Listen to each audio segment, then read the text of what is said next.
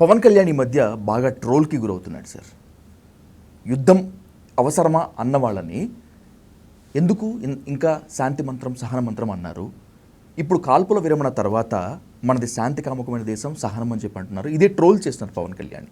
పవన్ కళ్యాణ్ స్వతంత్రంగా ఆలోచిస్తున్నారా లేకపోతే బీజేపీ మైండ్ సెట్లో తను ప్రయాణిస్తున్నారా? What is your comment sir? ఇప్పుడు నేను గతంలో కూడా ఒకసారి మాట్లాడటం జరిగింది. మీరు షెగ్గవేరా అన్నారు, అక్కడి నుంచి మొదలైన ప్రయాణం సోషలిజం అన్నారు, కమ్యూనిజం అన్నారు, మళ్ళీ మధ్యలో బహుజనిజం అన్నారు, అంబేద్కరిజం అన్నారు, ఇలా రకరకాలుగా చేసుకుంటూ వచ్చారు. ఇప్పుడు ఏమిటి? మతోన్మాదం. సో మతాల మధ్య చిచ్చు రగిలించడానికి ప్రయత్నం చేస్తున్నారు. ఈరోజు మన ఆంధ్రప్రదేశ్లో ఉన్న పొలిటీషియన్స్లో నోరు విప్పితే కులం, నోరు విప్పితే మతం అని మాట్లాడే లీడర్ ఎవరన్నా, పొలిటికల్ లీడర్ ఎవరన్నా ఉన్నారంటే అది గౌరవనీయ మంత్రి పవన్ కళ్యాణ్ గారే అని చెప్పొచ్చు. ఎందుకంటే అరే పెహల్గామ్లో జరిగిన అటాక్ టెర్రరిస్టు బుద్ధి లేకుండా చేస్తాడు, అతనికేమి బుద్ధి ధర్మం ఉండదు.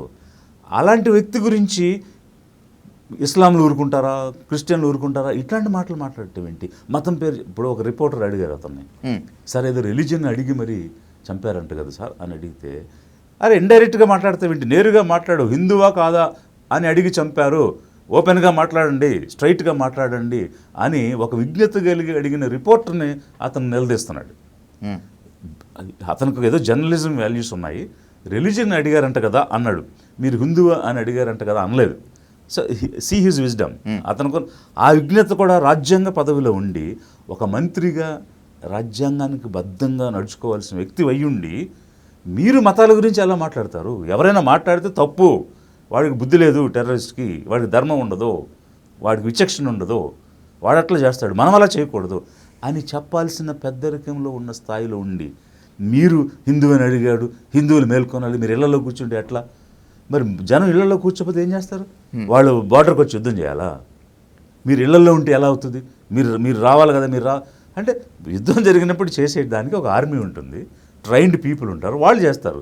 ప్రజలు ఇళ్లలో కూర్చోక ఎక్కడ కూర్చుంటారు? మరి మీరు ఇలాంటి మాటలన్నీ మాట్లాడుతూ ఆ కావల సభలో ఈ రకమైనటువంటి ప్రసంగం ఇస్తూ అలా ఉండకూడదని మతాల మధ్య చిచ్చు రగల్చడానికి ప్రయత్నం చేస్తూ ఉన్నారు.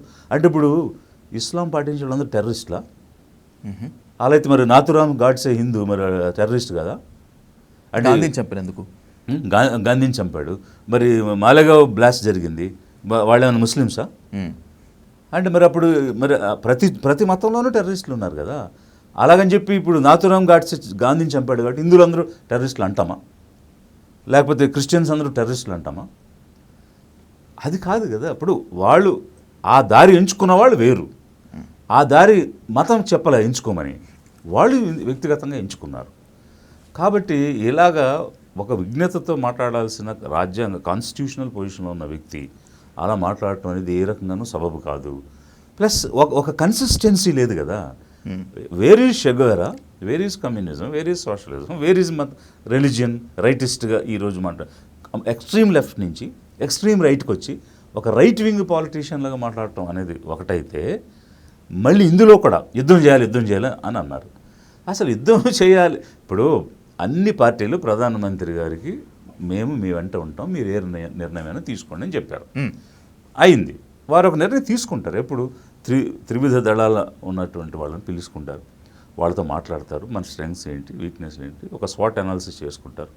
చేసుకుని ఏం అడిగేయాలనేది ఇప్పుడు మనం ఒక వ్యక్తిని ప్రధానమంత్రి చేసుకున్నాం, ఆయనకు ఒక భరోసా ఇచ్చాం, మీ వెంటే ఉంటామని మళ్ళీ చెప్పాం. చెప్పిన తర్వాత మధ్యలో నువ్వు యుద్ధం చేయి, అది చేయి అని మీరెవరు చెప్పడానికి? అది ఒకవైపు. మళ్ళీ యుద్ధం ఆపగానే లేదు మనం శాంతి అని మాట్లాడటం, ఇది ప్యూర్లీ అంటే అసలు నిలకడలేదు మీకు అనేది పదే మీరు ఎస్టాబ్లిష్ చేసుకున్నారు, పదే మీరు ప్రూవ్ చేసుకుంటున్నారు, మీరు బాధ్యతలు విస్మరిస్తున్నారు.